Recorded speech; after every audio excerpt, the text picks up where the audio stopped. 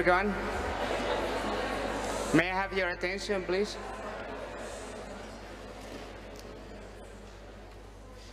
Thank you.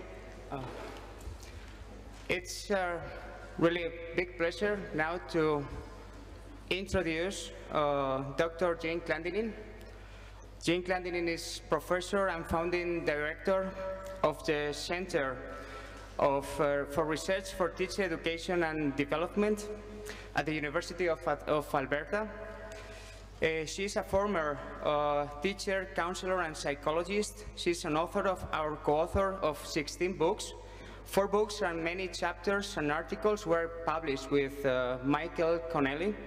Dr. Clandinin's research has had a profound impact upon the related areas of teacher knowledge, teacher education, and narrative inquiry. She is past vice president of Division B, Curriculum Studies of the American Educational Research Association, the ARA, and she is the 1993 winner of ARA Early Career Award. She is the 1999 winner of the Canadian Education Association Whitworth Award for Educational Research. She was awarded in the ARA Division B Lifetime Achievement Award in 2002. She's a 2001 winner of the Kaplan Research Achievement Award, a 2004 Killam Scholar, and the 2008 Larry Bacon Award from the University of Alberta. She is the 2009 winner of the Killam Mentoring Award and the 2010 winner of the Graduate Teaching Award at the University of Alberta. She won the 2015 Aurora Division Key Legacy Award and the 2015 International Study Association of Teachers and Teaching, the Isatt Star Award. Currently, she is working on 5 major projects. So it's really nice to have you here, Jane. So please go ahead.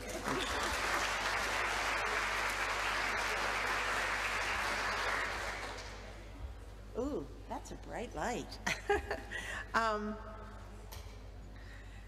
Thank you, Wanjo, for those words, and thank you to the organizing committee of Isatt for inviting me to present the keynote. I can't tell you how exciting it is to be back at Isatt.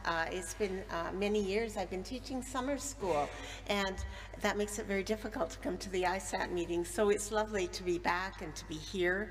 And it is my first time in Spain. I have never been in Spain, and I can't think of a better place to start than in this beautiful city of Salamanca and at this remarkable university where wisdom is a good thing, and that it's not old and decaying, but ancient and wise. I've decided that's what I'm going to try and be, ancient and wise. My very first international conference presentation was at the very first Isatt meetings, when Isatt used to stand for the International Study Association of Teacher Thinking. Oh, I'm too far away. I'm wandering.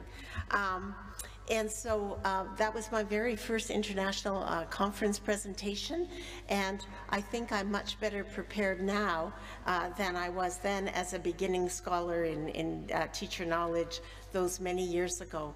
But it's wonderful to be back here as a keynote in 2017 here in Salamanca. I entitled my talk today, Composing a Dialectic Between Scholarships of Integration and Disruption, People and Places of Teacher Education. It's 8 a.m. as I turn on my computer and open up my Skype account. I have my morning coffee in hand. Any minute now, there it is. Good morning, good evening, and there we are, Yuka, Husu, and I, he at the end of his day in one part of the world, and me at the start of mine in another. It was this way for more than 3 years. Once, sometimes twice a week, every week, from our homes, from our offices, from our cottages, from other universities where we were visiting, from hotel rooms where one or the other of us was attending a local or international conference. Two people talking research in teacher education, talking with a purpose and with multiple deadlines, some self-imposed as we struggle to carve out family and holiday times, people with purpose. In the days between Skype calls, we read research in teacher education, searched literature bases, read and responded to draft chapters and reviews, to redrafted chapters, to more reviews. We talked, searched for patterns, threads, conceptualizations. Intensive? Yes, but it was a wonderful opportunity to learn, to think, to be challenged by a colleague who shared my passion for research in teacher education. What I'm talking about today is based in large part on what I learned from the work alongside Yuka Hasu, editing the Handbook of Research in Teacher Education. I begin in this way to acknowledge the profound ways our ideas became interwoven over these 3 years. I cannot talk about a scholarship of integration and a scholarship of disruption without acknowledging that it was in those many conversations that we began to develop the possibility of two kinds of scholarship: integration, as Boyer would have it, and disruption, as we imagined it.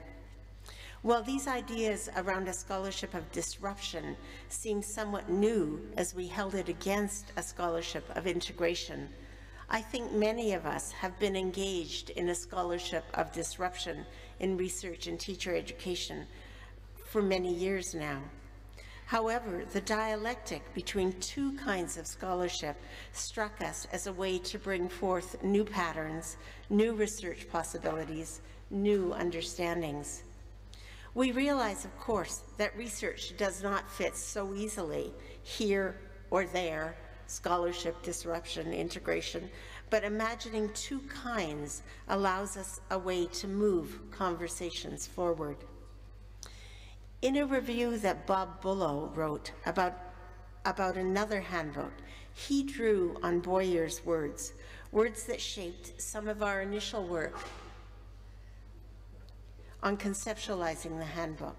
For Boyer and for us, we saw a scholarship of integration as involving, in Boyer's words, doing research at the boundaries where fields converge and discerning larger international patterns across research. As Boyer noted, those engaged in integration ask, what do the findings mean in relation to other research and in relation to fields of practice? Boyer's work drew our attention to the importance of attending not only to lines or programs of research in teacher education, but also to the boundaries where the many fields that attend, even peripherally to teacher education, meet. His work also drew our attention to the importance of trying to create or discern larger intellectual patterns that may be at work in research and teacher education.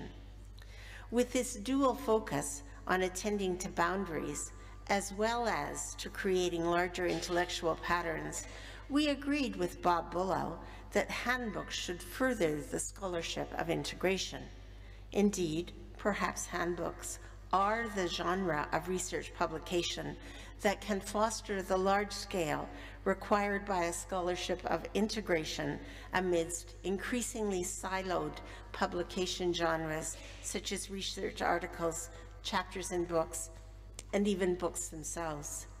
As Yuka and I talked, and also talked with our editorial board members such as Auli Toom and Wanjo Mena, who are here with us today, we realized how siloed the research is in teacher education, siloed by, with perhaps not enough attention to, those boundaries at the edges of the field of teacher education, and by the need for discerning patterns across boundaries. But as Yuka and I drank coffee and talked, read, reread, read again, draft chapters, we began to see that perhaps we also needed a scholarship of disruption. Working with the idea of disruption, that is, of creating a rupture, crack, or break in the taken for granted, was inspired, in part, by the Canadian Leonard Cohen's song, Anthem, and his words, "There is a crack in everything. That's how the light gets in." Perhaps we, along with so many others, could see our work as discerning or possibly creating cracks in research and teacher education to allow light in.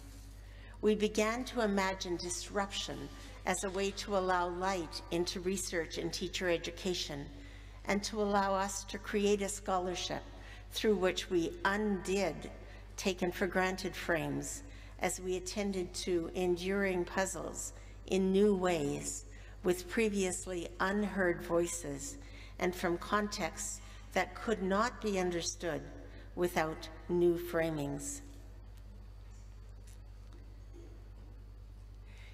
In the handbook, Yuka and I agreed that we saw part of our task as working to create a scholarship of integration, a scholarship of disruption, and finally to create ways to craft a dialectic between integration and disruption.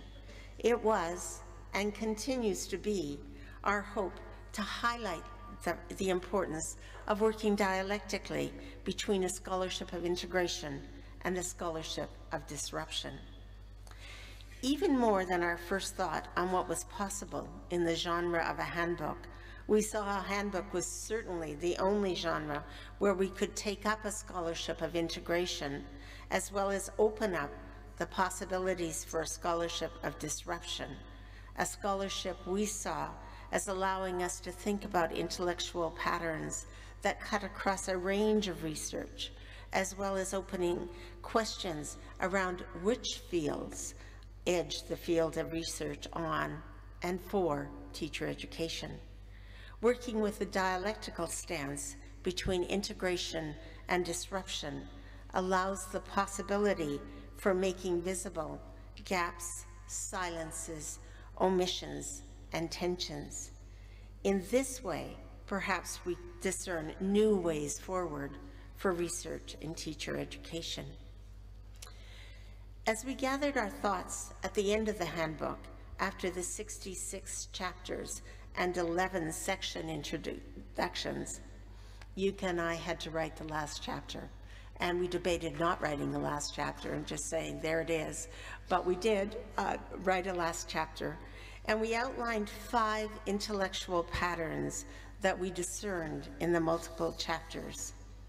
The 5 intellectual patterns were around research into mapping the landscape of research in teacher education, research using multiple methodological and theoretical stances, research into teacher and teacher educator learning, research into who are teacher educators and where are the places of teacher education, and the 5th pattern was finding ways to live teacher education research in practice. We know that there are more. As we outlined each intellectual pattern and the possibilities for disruption, we tried to make explicit the ways each contributes to a dialectic between a scholarship of integration and a scholarship of disruption in research in teacher education. For me, working with the dialectic helps us find a space in the middle, neither one or the other, but something that is both and. I often turn to Maxine Green to help me think about those spaces between, those spaces for imagination, for creating the crack that lets the light in, that is, creating the possibility of looking at things as if they could be otherwise. Ursula Le Guin is also someone who shaped my ways of thinking about imagination. She writes that imagination is an essential tool of the mind, a fundamental way of thinking, an indispensable means of becoming and remaining human. For both Green and Le Guin, and many others, imagination offers the possibility of creating something different, something that allows us to see in new and in multiple ways. Taking up what Green suggests, that is, that it is through imagination we find ways to look at things as if they could be otherwise, takes us away from merely affirming the status quo in research and teacher education, and from only making small changes that leave research and teacher education mostly unchanged. Nor does it allow us to overthrow teacher education, throwing out all we know to begin anew. It allows us to see how we might imagine both the practices in and research on and for teacher education differently. We see these as possible when we search for resonances, for the cracks that may become visible, that might allow us to see otherwise. Yuka and I talked briefly about what we would each say in our presentations here at Isatt. From the range of possibilities in the handbook, I chose to focus on the fourth intellectual pattern around who teacher educators are, as well as the places of teacher education. Given that I engage in questions of teacher knowledge, teacher context, and teacher identity, this choice allowed me to continue the explorations that Yuka and I began in the handbook. Questions around identities and place in research and teacher education are not new. They endure and have been taken up in diverse ways in the research literature. The idea of stretching the boundaries around who should be named as teacher educators is evident in earlier literature, such as the work of John Goodlad, Soder, and Sorotnik in 1990, and their call to consider not only those who work in faculties and colleges of education, but also those who work in faculties of arts and sciences as teacher educators. The idea of stretching the boundaries around places of teacher education were also visible in Schoen's work as he outlined the move of teacher education from apprenticeships in practice to being mainly situated in the university, with some opportunities to practice in schools and classrooms. However, as is evident in the research reported in the handbook, the puzzles around place are much more complex than those noted in the 1990s. While I begin with questions of who are the teacher educators, these questions are necessarily intertwined with questions of place and of temporality. I cannot really separate the who of teacher educators from the where of teacher education, which was why Yuka and I linked them as one intellectual pattern. I begin with wonders around who are the teacher educators. My wonders around this question are shaped by the research and practice I have been part of, as well as by reading and reflecting on others' research around this question. Jean Murray, in her chapter in the handbook, explicitly asks who might be considered a teacher educator. As she writes, teacher educators are not always a well-defined or widely recognized group, and notes the general lack of a shared definition becomes particularly evident when working transnationally. Murray points out the lack of definition of teacher educators as a stable, homogeneous, and clearly demarcated occupational group has persisted over time and national contexts. Ronnie Davey, a New Zealand teacher educator, notes that the problems of identification and delimitation with respect to who is and is not a teacher educator have persisted to the present, with this vagueness around definition increasing in the last 2 decades because of moves to make in-school mentors more responsible for the preparation of future teachers in some jurisdictions, and an increasing reliance on casualized staff to provide parts of teacher education programs. A scholarship of integration within this question. As we read the handbook chapters, we found many accounts of and references to research that included university teachers in faculties of education and teachers and people working in schools. However, there was also research that saw others as needed to be included as teacher educators. Increasingly visible was research that included those in communities of practice, such as cooperating and mentoring teachers, school administrators, and other student teachers as teacher educators. Within a scholarship of integration, we saw larger patterns that called for a much more inclusive naming of people as teacher educators. Stephanie Pinegar, who's here, in her introduction to the section in which Murray's chapter is found, points out that attention to the preparation and learning of teacher educators is a fairly recent topic in research in teacher education, noting that just as teachers often assert they taught themselves to teach, most teacher educators would argue that they taught themselves to be teacher educators. As Pinegar points out, the preparation and learning of teacher educators is a recent but important addition to the research conversation surrounding teacher education. While questions of preparation and learning of teacher educators are relatively new, many researchers in teacher education are continuing to open up questions that disrupt the notions of who teacher educators are, questions that further complicate considerations of the preparation and learning of teacher educators, and so to a scholarship of disruption. In the handbook chapters, there was a great deal of research around who teacher educators are that we saw as part of a scholarship of disruption. Katerina Payne and Ken Zeichner highlighted the need for research in teacher education to be conducted with families and community members and in community places.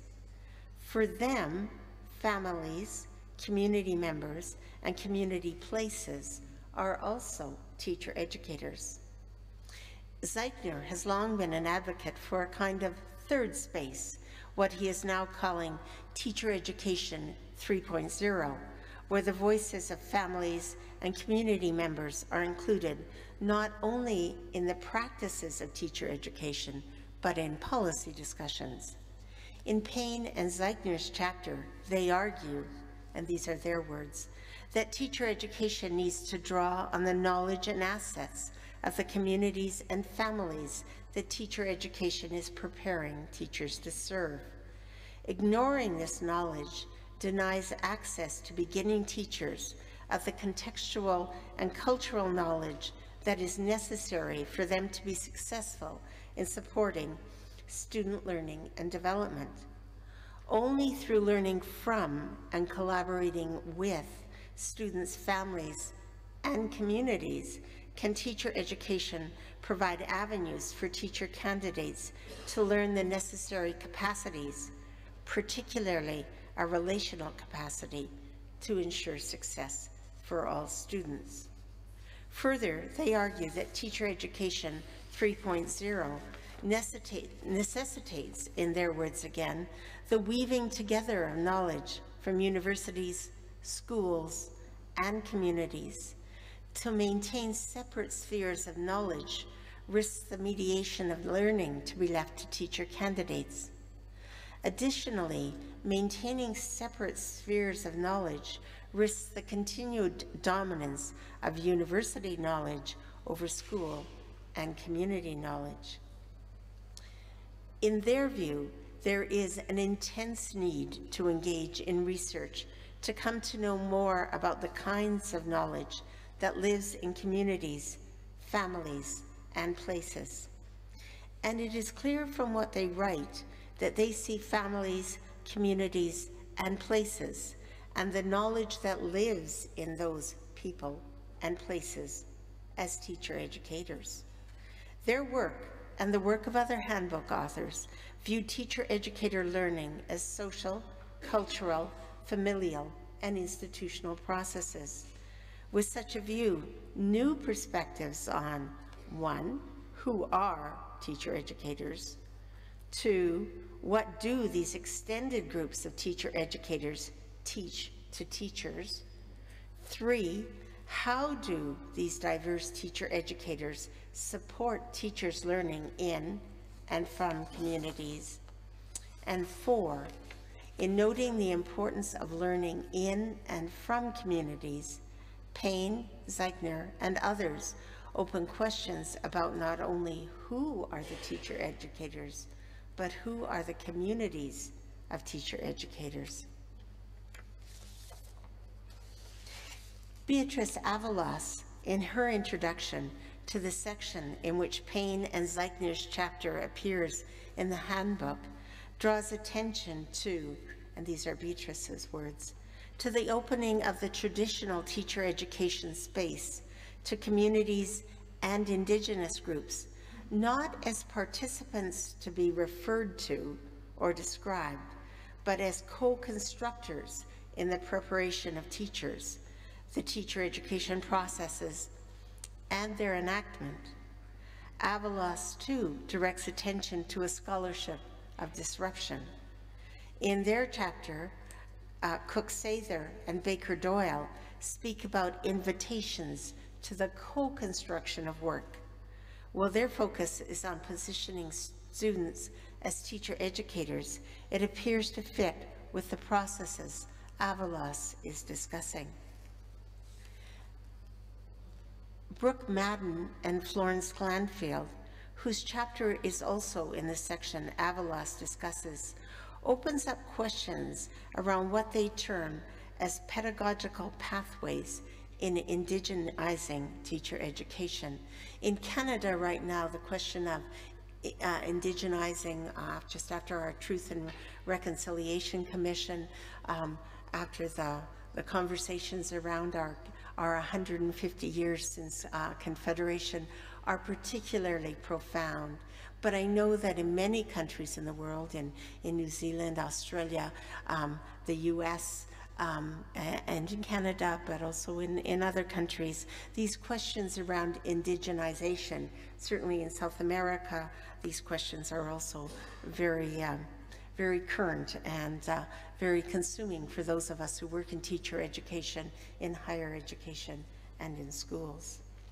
So Madden and Glanfield describe 4 pedagogical pathways currently in use around the world as they turn their attention to recent research in teacher education that we see as within a scholarship of disruption. In outlining a new pedagogical pathway, they draw on research, and I'm quoting, situated within Indigenous communities and defined by the educative priorities of communities. Such a pathway could be named Indigenous Community-Driven Teacher Education. We imagine that there could be many new possibilities for researchers working with Indigenous communities to position themselves and their collaborative research within the field of teacher education. So that was another really area that for us contributed to this scholarship of disruption. Well, we do not include a handbook chapter on the informal learning of teacher educators. Douwe Bayard, Anna Marika Hoekstra, Fred Kortegen, Mieke Breckelman, and others who work in the Netherlands are also opening up the possibilities of who teacher educators are when informal learning over the span of a teacher's career is considered. They have long drawn attention to informal learning as learning that is not organized or does not have set objectives or formal intentions on the learner's part. Informal learning is learning from experience. Within research on informal learning, learning occurs at home, at work, in the community, via social media, and so on. And a range of people, places, and things can be seen as teacher educators. As we widen our attention to take in what lives on the periphery of what we see as formal learning, we again see the disruption of smooth boundaries around questions of who are the teacher educators. In research with Michael Connolly, Freema Elbaz, Cheryl Craig, and many others, I have also attended to ways each of us as teacher educators are educated by events and people in our lives over time. Some of them in formal schooling situations, but many of them in other educative but non-schooling or non-formal settings. As we broaden the boundaries around who are the teacher educators, we also draw attention to the ways our autobiographical narratives of experience educate us as teachers and teacher educators. Attending to the prior and present professional knowledge landscapes and personal knowledge landscapes in which teachers, prospective teachers, and teacher educators live, we highlight the range of people, places, and things important to be named as teacher educators. Attending to the familial and early learning also draws attention to the ways that intergenerational, social, institutional, cultural, and familial narratives educate us as teacher educators. While many handbook chapters do not expressly note the importance of attending to students, children, and youth as teacher educators, we see that by stretching the boundaries around who counts as teacher educators, there is an important research gap around including people positioned as children, students, and youth who need also to be considered as teacher educators. Many teacher educators often speak of how students, children, youth, other teachers, families, and family members have educated us as teachers and teacher educators. Dowie Bayard, in his introduction to the handbook section around identity research, shapes similar conversations around teacher identity as he raises questions about research in teacher identity making. Dowie Bayard, Chris Day, Maria Flores, Geert Kelterman, and so many others have shown that who we are as teachers, as people, are intertwined. We learn to be people who teach as we undergo life experiences, including those with people recognized as teacher educators. As Aidan Downey, Lee Schaefer, and I wrote about becoming teachers, we wrote about struggles of becoming, struggles that were not only about becoming teachers, but were also struggles about how to express their stories to live by and become the people they imagined they would be.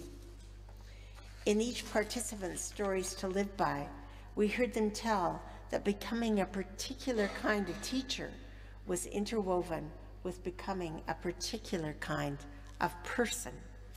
These imaginings, fostered in personal knowledge landscapes, were intimately intertwined with their stories to live by, stories they embodied as they entered into their professional knowledge landscape. Considerations within a scholarship of disruption of who our teacher educators are stretch us far beyond those in faculties of education and faculties of arts and science, as well as beyond those in schools and classrooms, for who should be named teacher educators.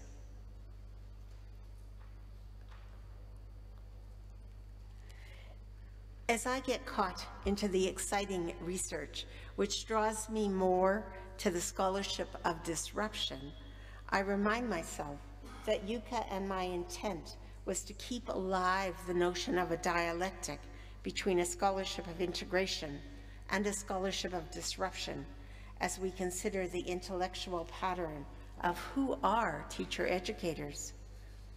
We do not intend to say that anyone or everyone is a teacher educator. While we want to consider those who are teacher educators in universities, faculties of education, as well as those in faculties of arts and sciences, and teachers and those who work in schools, including mentor teachers, other student teachers, and administrators, we also want to disrupt the boundaries about who are teacher educators. Our intent is to see what might be possible if we engage in a dialectic between these scholarships, see both ways in order to imagine otherwise. We want to highlight the importance of attending to the people, places, and things that have shaped the ways teacher educators and teachers learned wise practices, learned to create spaces for those learning to be teacher educators, to study research, to engage in autobiographical, reflective, and reflexive work, and to try out ideas of what might be possible. We want to more intentionally include the knowledge of elders, Indigenous elders, but other elders, community people, children and youth in teacher education, by inviting others as teacher educators, not to assimilate other knowledge, but to start to change teacher education in significant ways. In so doing, in including others and other communities as teacher educators, we begin to make the complexities of knowledge visible, to open it to inquiries that lead us to question what we know, how we know, and what kinds of spaces are necessary in order to sustain ourselves in teacher education and also in teaching.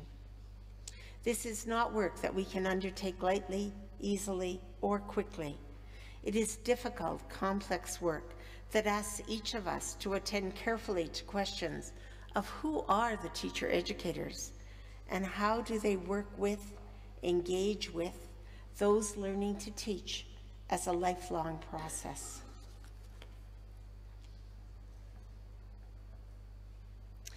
Beginning with wonders around places of teacher education. Place is also of tremendous importance in research and teacher education, and as I noted, is inextricably intertwined with those who are teacher educators. I want to also turn my attention briefly to the place or places of teacher education, not to answer the binary question of either the university or the schools, or even both the university and the schools.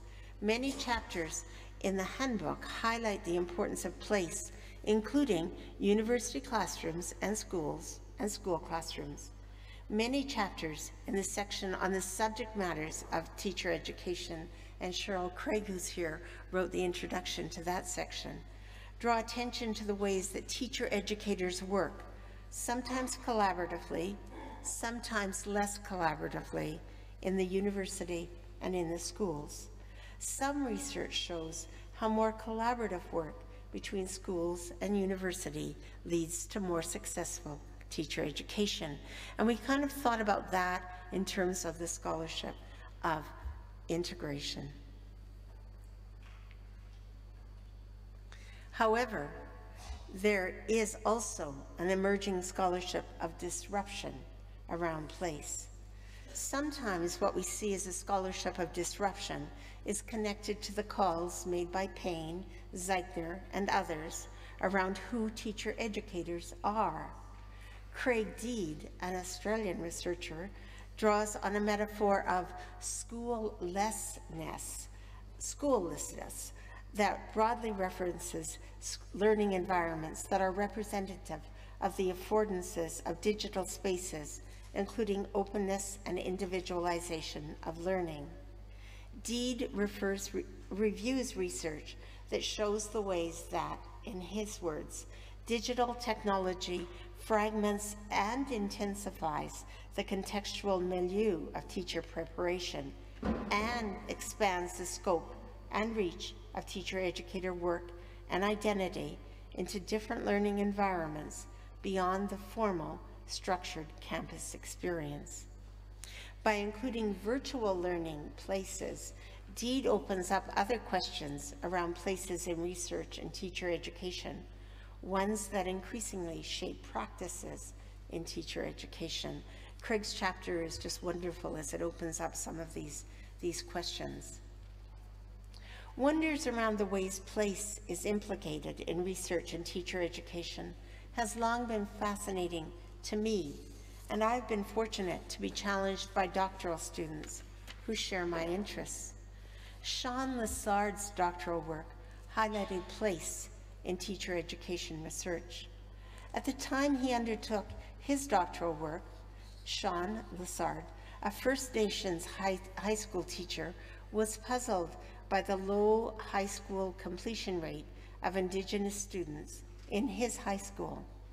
At his high school, alongside colleagues, over a number of years, he had imagined and organized a series of summer school classes for youth within the high school during the month of July. As he studied the high attrition rates of Indigenous students, he became curious about why Indigenous students from a nearby reservation that attended the school did not enroll in summer school, even though attending summer school would help them achieve graduation requirements.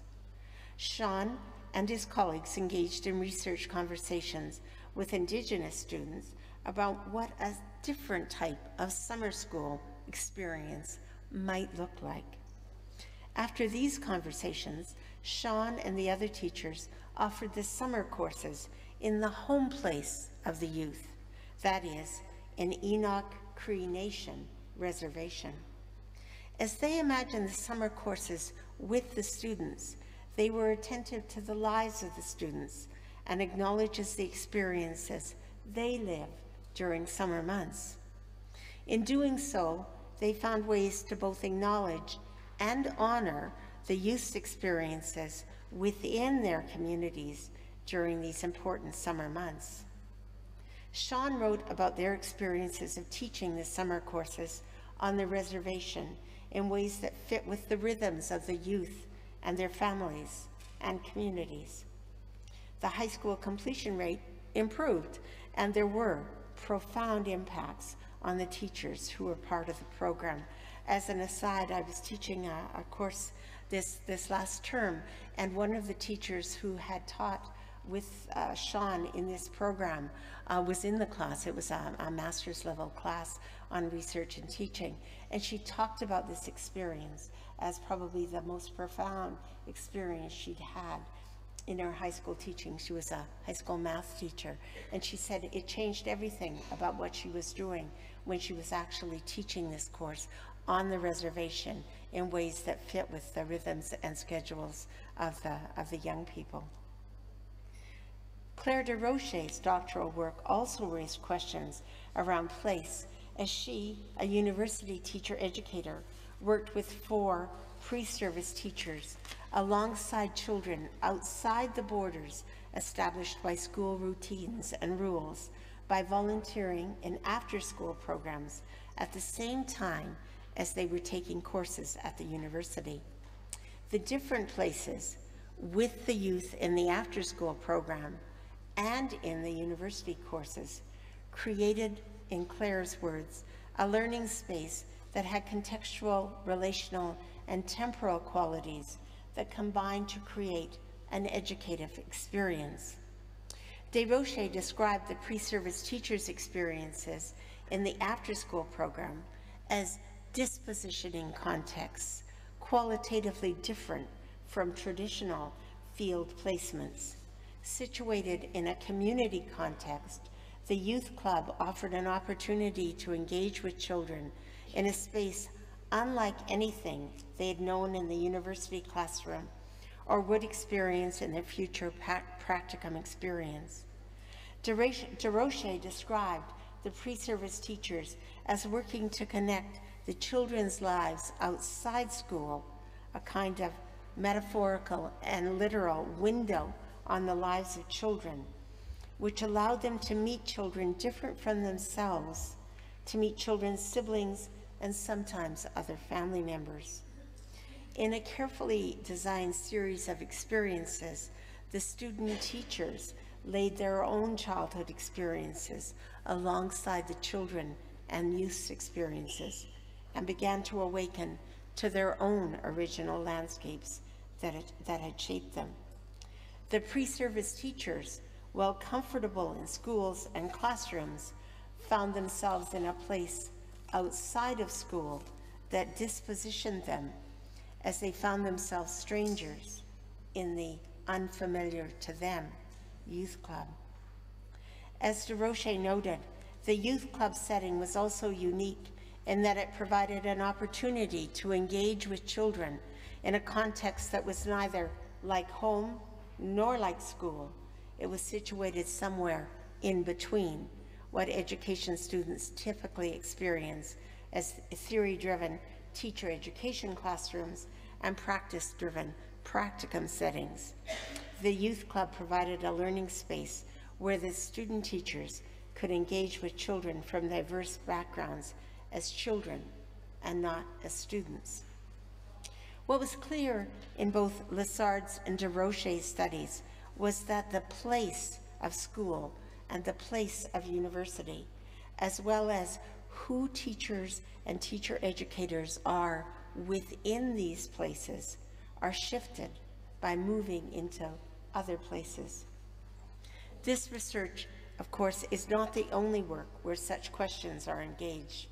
The research reported in the handbook by Celia Euler, Morvay, and Sullivan write of how teacher educators move teacher education from inside the walls of universities and classrooms to teacher education that is in the world, and not just in the world, but designed to act upon the world and leave it changed by enacting pedagogies of teachers' social actions. They note such studies are rare, but do exist. These shifts in place also occur as teacher educators move outside school and university places in experiential learning sites, such as in the work of Gary Harford, Cherry Chan, and their colleagues at the University of Hong Kong. And when teacher educators work in art galleries, museums, and in outdoor locations. Actually, the work in teacher education, in physical education and outdoor education has long been trying to teach us how place shapes what's possible in those kind of places.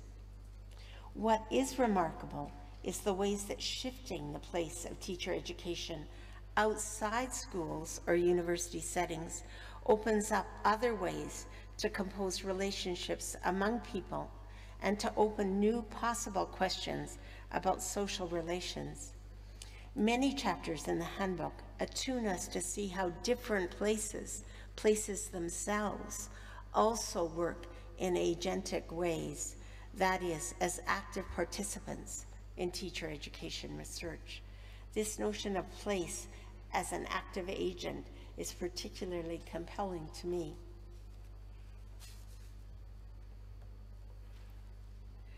Again, I feel excitement as I reflect on how many ways there are to think about place in teacher education. And again, I am drawn to the importance of recognizing the dialectic between a scholarship of integration and a scholarship of disruption. We still do need to engage in teacher education in schools and in universities. And yet, the landscape of places of teacher education is shifting rapidly. And I think we heard a little bit about that this morning in the introduction. And we need to be ready to draw on the scholarship of integration to defend and maintain places that we value in teacher education. At the same time, however, we need to be able to think with the scholarship of disruption around communities, dispositioning contexts, virtual sites, global sites, experiential learning.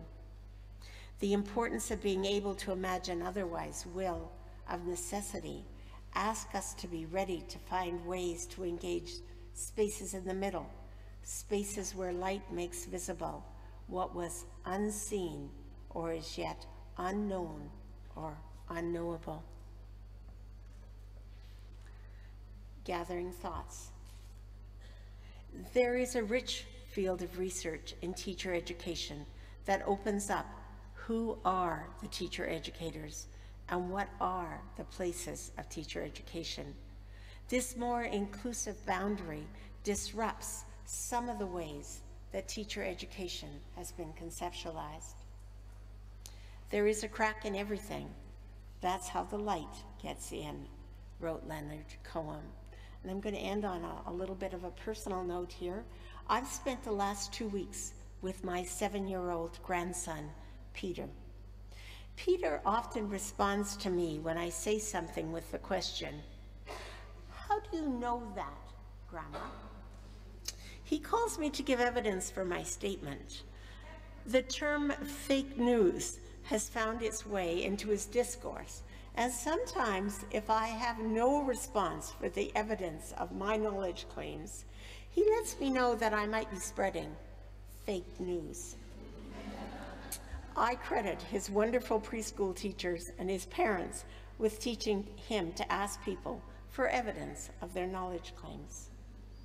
However, as I thought about Peter's frequently asked question at the same time as I wrote this talk, I began to respond to him with, "I wonder why, I wonder how, and I wonder what if." Wonders draw forward imagination and curiosity more than evidence and certainty. My hope is that these wonders will keep him curious, will keep open his imagination, his sense of other possibilities. What if we turn to the possibilities of otherwise? Perhaps wondering with him will turn him and me toward a scholarship of disruption, to the what-ifs, to the possibilities of imagining otherwise. I think those wonders that cause us to evoke our imaginations, leave open the necessarily troubling questions that we face in research and teacher education. This is not an easy thing, this openness to otherwise, not with my grandson, nor with my doctoral students, nor with myself. And yet I think it is this that will move us forward, will help us see what moves us to new possibilities, will help us learn more about what we do not yet know about research in teacher education. And I just want to close with saying that we hope that Yuka, Auli, Wanzhou, and I want to invite you to join us tonight in celebrating the launch of the handbook with a glass of wine. And I really hope you'll join us. I know there are notices now that are posted with how we get there, and I really hope that you'll come with us. And I just want to thank you for listening to me think about some of the things that Yuka and I have been thinking so hard about these past months. Thank you.